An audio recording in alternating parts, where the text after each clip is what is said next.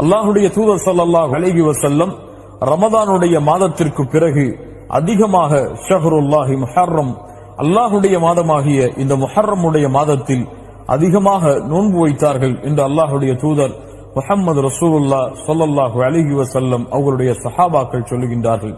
அல்லாஹ்வின் மாதம், அல்லாஹ்வுடைய தூதரால் கண்ணியப்படுத்தப்பட்ட மாதம், மூசா அலைஹிஸ்ஸலாம் ஃபிரௌனிடமிருந்து காப்பாற்றப்பட்டு அல்லாஹ்வின் வெற்றியை அடைந்த இந்த மாதம், அந்த மாதத்தில் அல்லாஹ்வுடைய தூதர் ஸல்லல்லாஹு அலைஹி வஸல்லம் 10வது நாள் நோன்பு வைக்கும்படி ஏவினார்கள்.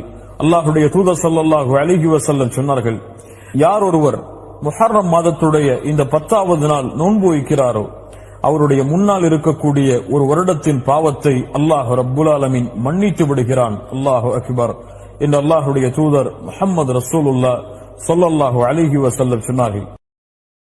Download ShareChat.